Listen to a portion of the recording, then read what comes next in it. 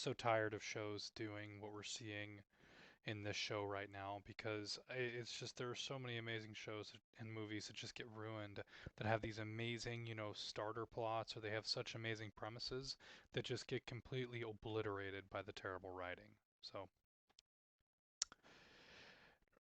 sitting right here at this table, we'll just start here at this scene because this scene is just the one that actually has some pretty interesting elements to it, which I'll go over.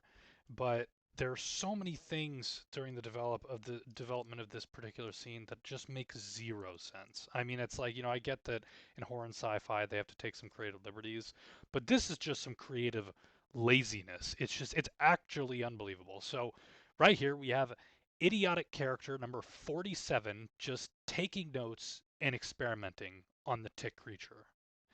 So, just to start things off, what just happened prior to the scene is the captain just got his head sawed off because he had an alien creature wrapped around his face, choking him. And what did the dipshit guys do? What do they do? They just take a little saw blade and they just start cutting. And instead, obviously these things have acid blood, so it cuts right through the guy's neck when they cut across. But it's like when they started cutting, did they not realize that the blood was acid? They just go, and then they just do a quick cut, and then it just saws the captain's head right off clean. I mean, it's like. Again, no logic. I mean, I guess it looked visually cool, like, oh, cool, finally somebody get to see someone's head get cut off. But it's like the implication here is these guys are just fucking idiots. So that's the beginning of the scene. Is that that literally just happened to the captain, and this girl just could not be bothered by that. Also, right before this scene as well, we literally see that the other guy who had the face hugger on him still has it on his face. Like, oh, I guess we'll just put him back into cryo sleep and pray to God that he's okay, and we'll deal with it when we get to Earth. Which is, by the way, why didn't they just put these fucking creatures into cryo sleep to begin with? It makes no sense.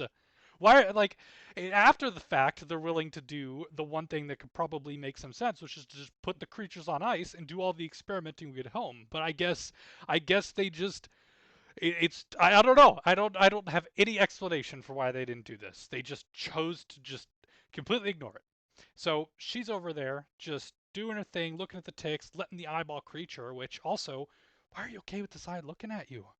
It is a octopus eyeball just staring at you. And I mean, how does this not make you feel so tremendously uncomfortable? I mean, it's like, I don't know if I forget growing up, my mom, she always used to hate it when like the dogs would just sit there and stare, like she's eating or something. It would drive her insane. She's like, oh, they're just staring at me. Can you do something? Can you let them outside? They're just staring at me. And it's like, let alone this thing, it's just sitting there. It's like sliding and climbing its way up the glass, just kind of staring right at her in the face. I mean, you have no idea what this thing's thinking. Obviously, it's staring at her, so it's probably thinking about the million ways it could just jump inside of her body and use her entire body as a frickin' vessel to do its bidding. But oh well. Let's just ignore that too, I guess. So let's just ignore the alien creature running around the ship, the fact the captain's head just got sawed off, another crew member's dead and has a hole the size of Canada in his chest, and the eyeball creature's just staring at you in the face. All right, fine. Let's just let it go. Moving on.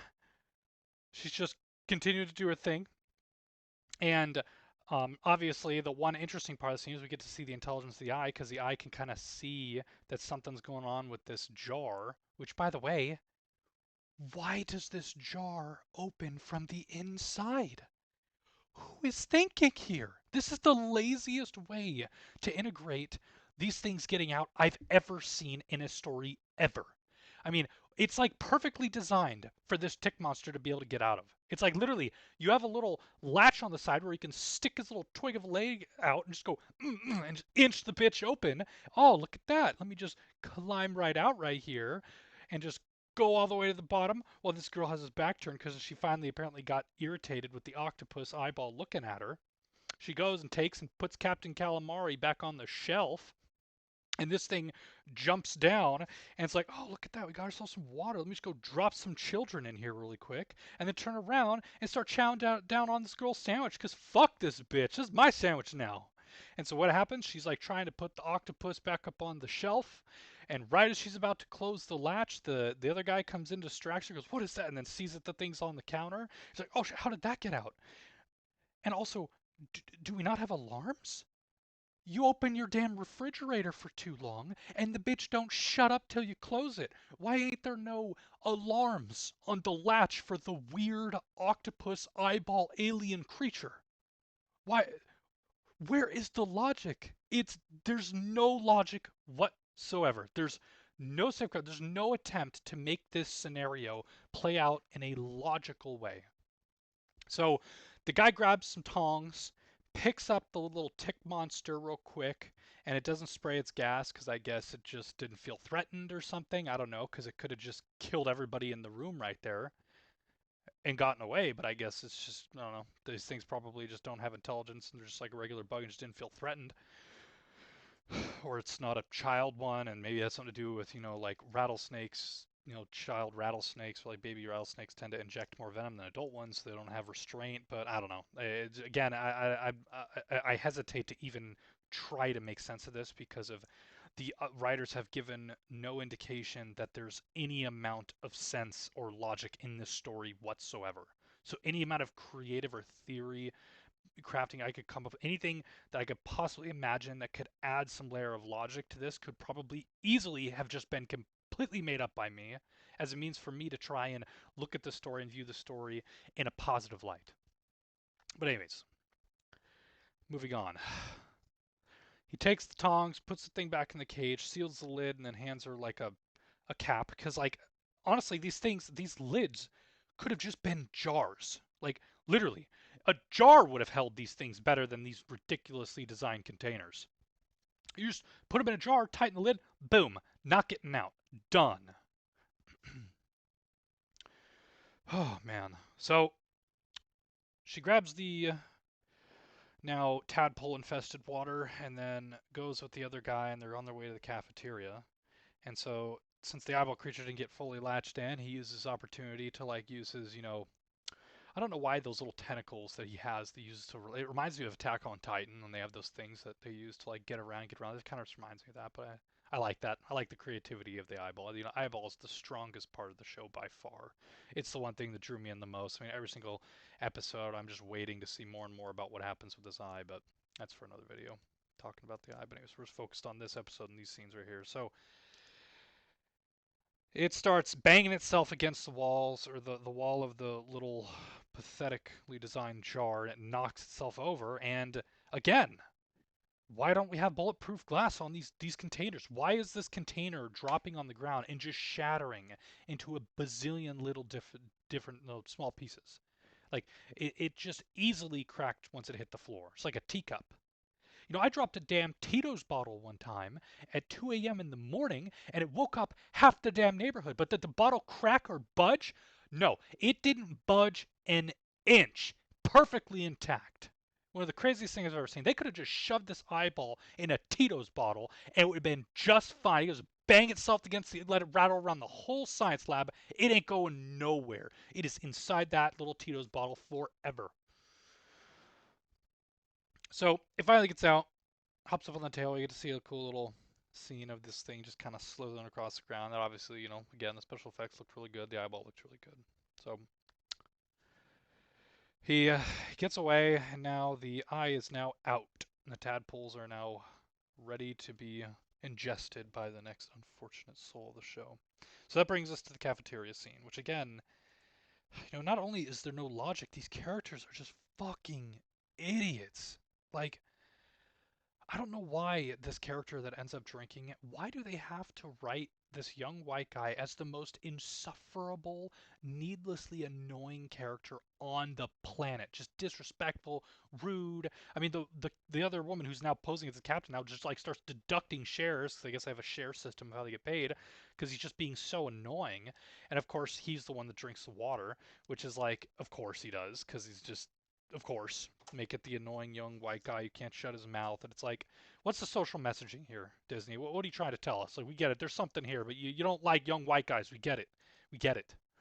So he drinks it, and all the build up of that scene, it's insane how the actual build up to the water and the, the tadpoles being in the water, the ticks being in the water, that little element of the story is really fascinating, and that's some really good sci-fi horror. That's so good. I mean, it's something that's kind of new. I haven't really seen anything like that, but it's very, very creative. But it just sucks that every single thing around this creative part of the story just makes no sense. It literally just makes no sense. So the entire scene, you can kind of tell this guy's being annoying, but you're really just hyper focused on the water. So you're kind of drowned out by a lot of the noise because you're just like, who's going to drink it? Who's going to drink it? But then if you go and watch the episode again, if you only saw it the first time, you realize how annoying this guy is. How he just doesn't shut up. If you actually liked the characters, it adds a whole new layer of horror and like scariness to the scenes. If you don't care about what happens to the characters, then it's just like we're watching Saw. You're just watching like the Saw movies where they're in these traps and they're just getting ripped apart. That's all this really is. It's just creative CGI with monsters ripping people apart. That's really the only foundation for wanting to watch the show is really that, because that's the real highlight of the show is the monsters, and it's like this bizarre kind of zoo that you're uncovering all the like secrets of and trying to understand. So understand what each, creature does. So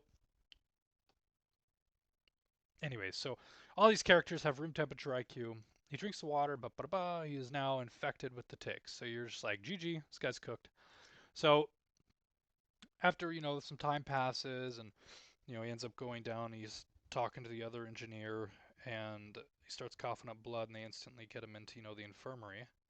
And these two guys, or the girl and the guy have him in there. They're trying to figure out what's happened to him. They have him in, and I guess again, there's a going back to logic.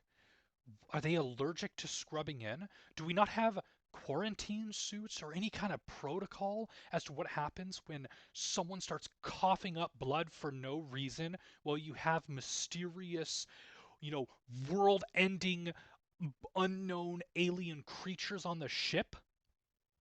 Like there's no protocol here. We're just going in and we're putting on just some quick little rubber gloves, no masks, no protective gear other than the stupid little gloves they have on, and they're just cutting them open. Again, the special effects look cool and all that, and they see the ticks on the guy's, esophagus and all over his heart and stuff is really unnerving to look at. Again, that right there drowns out a lot of the bullshit when you first watch it because you're just focused on that. But again, if the scene was grounded in logic, this would have been so much more terrifying. Because right now, you're just like, well, this guy's just fucking annoying. He drank water that wasn't his, and he's being inconsiderate and rude and loudmouth. Now he's dead. Good riddance. And then you have these other two characters here. The first one was the first guy over here was responsible for, cutting the captain's head off. So you're like, all right, this guy's a fucking dipshit. Guess he didn't start cutting and see the acid dripping and dripping through the damn table. So let's just keep, he just cuts the entire head off of the captain.